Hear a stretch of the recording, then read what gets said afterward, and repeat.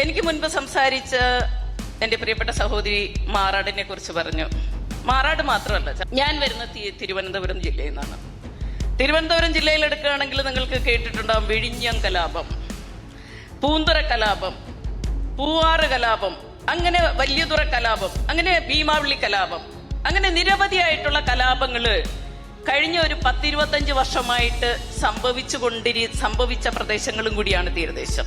അന്ന് ഹിന്ദുവും മുസ്ലിമും ക്രിസ്ത്യാനിയും ഒരുമിച്ചിരുന്നു കൊണ്ട് നമുക്കെങ്ങനെ ജാതിക്കും മതത്തിനും അപ്പുറത്ത് സഹോദരി സഹോദരന്മാരായിട്ട് കൂട്ടായിട്ട് നന്മയോടുകൂടെ നമുക്കെങ്ങനെ പ്രവർത്തിക്കാമെന്ന് ചർച്ച ചെയ്യപ്പെടുകയും പുത്തൻ ആശയങ്ങൾ രൂപപ്പെടുത്തുകയും അത് പ്രാവർത്തികമാക്കുകയും ചെയ്തിട്ടുള്ള നിരവധിയായിട്ടുള്ള ഉദാഹരണങ്ങൾ ഉള്ളൊരു സംസ്ഥാനം കൂടിയായിരുന്നു കേരളം. എന്തുകൊണ്ട് ഭരണാധികാരികൾ ജാതി സെൻസസിനെ ഭയക്കുന്നു എന്ന് പറഞ്ഞാല് പ്രധാനമായിട്ടും 2 കാര്യങ്ങളാണ്. ഒന്ന്, വിഭവങ്ങൾ ആരുടെ കൈവശമാണെന്നുള്ളത്. 2, ഭരണം ആരുടെ, അധികാരം ആരുടെ കൈവശമാണെന്നുള്ളതാണ്. ഈ പറയുന്ന വിഭവവും അധികാരവും തമ്മിൽ വളരെയേറെ ബന്ധമുള്ളതാണ്.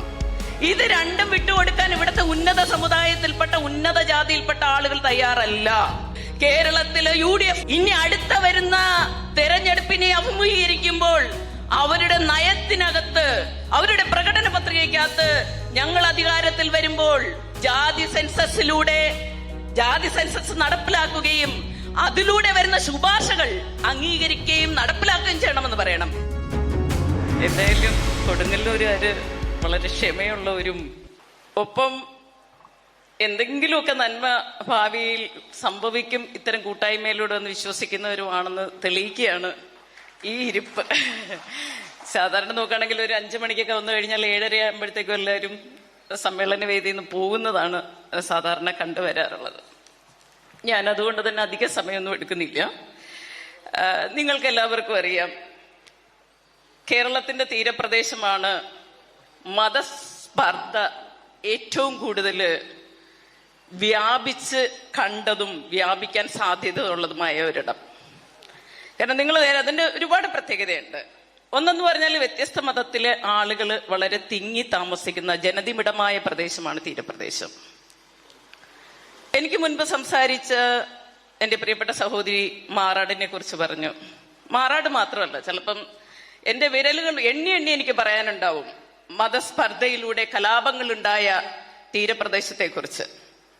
ഞാൻ വരുന്ന തിരുവനന്തപുരം ജില്ലയിൽ നിന്നാണ്.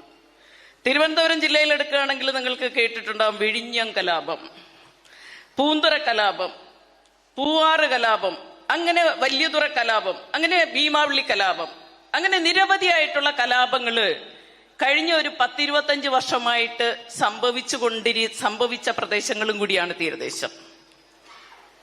അതുകൊണ്ട് തന്നെ ഈ സാഹോദര്യ സമ്മേളനത്തിൽ വരുന്നതിൽ എനിക്ക് അതിയായ സന്തോഷമുണ്ട്. മുൻകാലങ്ങളില് കേരളത്തിന്റെ എല്ലായിടങ്ങളിലും ഇതുപോലെ തന്നെ ഗുരുവിന്റെ നാമധേയത്തില് സാഹോദര്യ സംഗമങ്ങൾ നടക്കാറുണ്ട്. അതേതെങ്കിലും ഒരു പ്രത്യേക മതത്തിന്റെ കീഴിലല്ലായിരുന്നു. അന്ന് ഹിന്ദുവും മുസ്ലിമും ക്രിസ്ത്യാനിയും ഒരുമിച്ചിരുന്നു കൊണ്ട് നമുക്കെങ്ങനെ ജാതിക്കും മതത്തിനും അപ്പുറത്ത് സഹോദരി സഹോദരന്മാരായിട്ട് കൂട്ടായിട്ട് നന്മയോടുകൂടെ നമുക്കെങ്ങനെ പ്രവർത്തിക്കാമെന്ന് ചർച്ച ചെയ്യപ്പെടുകയും പുത്തൻ ആശയങ്ങൾ രൂപപ്പെടുത്തുകയും അത് പ്രാവർത്തികമാക്കുകയും ചെയ്തിട്ടുള്ള നിരവധിയായിട്ടുള്ള ഉദാഹരണങ്ങൾ ഉള്ളൊരു സംസ്ഥാനം കൂടിയായിരുന്നു കേരളം. പക്ഷെ ഇന്നത്തെ അവസ്ഥ നോക്കുകയാണെങ്കിൽ ഞങ്ങളെ പോലുള്ള സ്ത്രീകളെ വല്ലാതെ ഭയപ്പെടുത്തുന്നുണ്ട്, പ്രത്യേകിച്ച് ഒരു സാമൂഹ്യ പ്രവർത്തക എന്നുള്ള രീതിയിൽ. ഏതെങ്കിലും ഒരിടത്തില് ഒരു വിഷയവുമായി ബന്ധപ്പെട്ടുകൊണ്ട് അവിടെ പ്രവർത്തിക്കാൻ പോകുമ്പോൾ നമുക്കറിയാലോ, തീരപ്രദേശം പ്രത്യേകിച്ച് നോക്കുകയാണെങ്കിൽ ഓരോ മതത്തിന്റെ അടിസ്ഥാനത്തിലാണ് ആളുകൾ കൂട്ടമായി താമസിക്കുന്നത്. ഒരു മുസ്ലിമിന്റെ മേഖലയിൽ ഒരു പ്രശ്നമുണ്ടായാല് ഒരു ക്രിസ്ത്യാനി പോയി ആ വിഷയത്തിൽ ഇടപെടുകയാണെങ്കിൽ അതിനകത്തും ഒരു പ്രചരണം ഉണ്ടാവും. എന്താണ്? ഒന്നിലും മതം മാറ്റം അല്ലെങ്കിൽ മതസ്പർദ്ധ ഉണ്ടാക്കാൻ വേണ്ടിയിട്ടാണ് അവിടെ പോകുന്നത്. കാര്യം നിരവധിയായിട്ടുള്ള കാര്യം എനിക്ക് ഒരുപാട് അനുഭവമുണ്ട്. കാരണം പൂന്തറയിലും ഇത് വിഷയമുണ്ടായി. എന്തിനേറെ പറയുന്നു, സുനാമിയുടെ കാലഘട്ടത്തില് സുനാമി പ്രവർത്തനങ്ങളുമായി ഞാൻ അവിടെ ചെന്നപ്പോഴത്തേക്കും അവിടെ മെജോറിറ്റി ഹിന്ദുക്കളാണ്. അവിടെ ക്രിസ്തീയവാദം അല്ലെങ്കിൽ മിഷണറി പ്രവർത്തനം നടത്തുവാനാണ് ഞാൻ പോയതെന്ന് പറഞ്ഞുകൊണ്ട് ആ പ്രദേശത്ത് കയറരുതെന്ന് കളക്ടർ ഉത്തരവ് പുറപ്പെടുവിച്ച അനുഭവമുള്ള ഒരു സ്ത്രീയാണ് ഞാനും. ഇപ്പൊ നോക്കുകയാണെങ്കിൽ കടല് കയറി വീടുകൾ നഷ്ടപ്പെട്ട ആളുകളെയൊക്കെ ഈ പറയുന്ന കോളനികളിലാക്കിക്കൊണ്ട് കൂടുതൽ കൂടുതൽ കോളനിവൽക്കരണത്തിലൂടെ ആളുകളെ പരസ്പരം വിഘടിപ്പിച്ച് നിർത്തുന്ന രീതിയിലേക്കാണ് ഭരണാധികാരികൾ ഇപ്പോൾ പല നയപരമായിട്ടുള്ള തീരുമാനങ്ങളും എടുത്തിരിക്കുന്നത്. അതുകൊണ്ടാണ് ഞാൻ ഈ പറഞ്ഞു വരുന്നത്, ഇവിടെ ഈ സമ്മേളനം മുന്നോട്ട് വെക്കുന്ന സാമുദായിക സാഹോദര്യം നിലനിർത്തണമെങ്കിൽ ജാതി സെൻസസ് അനിവാര്യമാണെന്ന് ഞാൻ വിശ്വസിക്കുന്ന ഒരു കാര്യം. നമുക്കെല്ലാവർക്കും അറിയാം എന്തിനാണ് ജാതി സെൻസസ് എന്നുള്ളത്. എനിക്ക് തോന്നുന്നു 1931 ആദ്യമായിട്ട് ജാതി സെൻസസ്, ബ്രിട്ടീഷ് ഇന്ത്യൻ കാലഘട്ടത്തിലാണ് ജാതി സെൻസസ് ആദ്യമായി നടപ്പിലാക്കിയത്. അന്ന് വെച്ച ശുപാർശയിൽ ഒന്നാണ് 1960 വീണ്ടും അത് പുനഃക്രമീകരിക്കണമെന്ന്. വ്യത്യസ്തങ്ങളായിട്ടുള്ള 2 കമ്മീഷനുകൾ വന്നു. ആ കമ്മീഷനുകളുടെ ശുപാർശകള് നടപ്പിലാക്കാൻ വേണ്ടിയിട്ട് ആരും തന്നെ തയ്യാറായിട്ടില്ല, അംഗീകരിച്ചില്ല ഭരണാധികാരികൾ.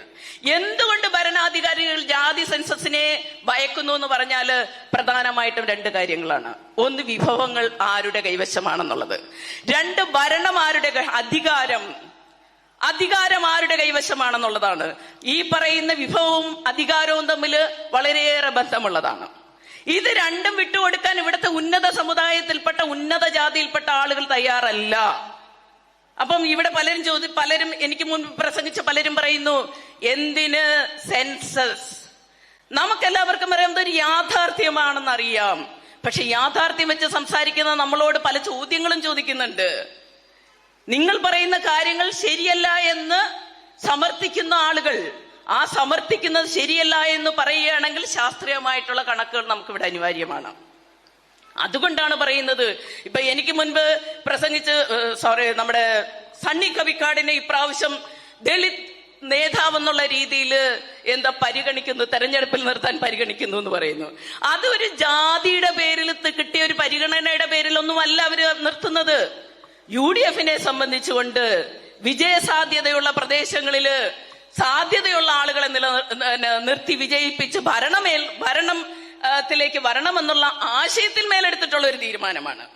അല്ലാതെ ഇവരാരെങ്കിലും, ഇപ്പൊ രാജീവ് ഗാന്ധി വളരെ കൃത്യമായി പറയുന്നുണ്ട്, ഇന്ത്യയിൽ കൃത്യമായ ജാതി സെൻസസ് അനിവാര്യമാണെന്ന് ഉറക്കെ പറയുന്നുണ്ട്, പലയിടങ്ങളിലും സംസാരിക്കുന്നുണ്ട്.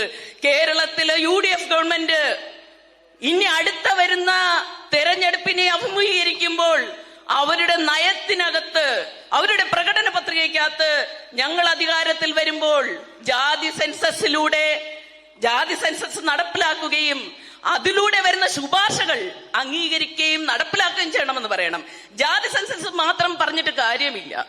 ജാതി സെൻസസിലൂടെ വരുന്ന ശുപാർശകൾ നടപ്പിലാക്കാൻ പറ്റണം. കാരണം മൊറാർജി ദേശായിയുടെ കാലഘട്ടത്തിൽ ഇതുപോലെ ഒരെണ്ണം വന്നിട്ടുണ്ടായിരുന്നു. അന്നും അത് പൂഴ്ത്തിവെച്ചിട്ടുണ്ട്. അത് പൂഴ്ത്തിവെച്ച കാരണം എന്താണ്? അധികാര കൈമാറ്റത്തെ ഭയന്നുകൊണ്ടാണ്. അപ്പൊ അതുകൊണ്ട് പ്രിയപ്പെട്ടവരെ, നമുക്ക് ജാതി സെൻസസ് അനിവാര്യമാണെന്നും അത് നടപ്പിലാക്കുകയാണെങ്കിൽ ഈ പറയുന്ന അവർണ വിഭാഗത്തിലെ ആളുകൾ അധികാരത്തിൽ വരുമ്പോൾ സാഹോദര്യം ഉണ്ടാകും എന്നും വിശ്വസിക്കുന്ന ഒരാളാണ് ഞാൻ. അതുകൊണ്ട് അധികമായിട്ടൊന്നും പറയുന്നില്ല. തീർച്ചയായും ഇത്തരം സമ്മേളനങ്ങൾ കേരളത്തിൽ എല്ലായിടത്തും നടക്കട്ടെ എന്നും അതിലൂടെ സാഹോദര്യം നിലനിർത്താൻ കഴിയട്ടെ എന്നും ജാതി സെൻസസ് നടപ്പിലാക്കിക്കൊണ്ട് കേരളത്തിലെ പിന്നോക്കം നിൽക്കുന്ന സമുദായങ്ങള് വിഭവത്തിന്റെയും അധികാരത്തിന്റെയും ഭാഗമാകണമെന്ന് മാത്രം പറഞ്ഞുകൊണ്ട് ഞാൻ നിർത്തുന്നു. നിങ്ങൾക്കെല്ലാവർക്കും എന്റെ വിപ്ലവ അഭിവാദ്യങ്ങൾ.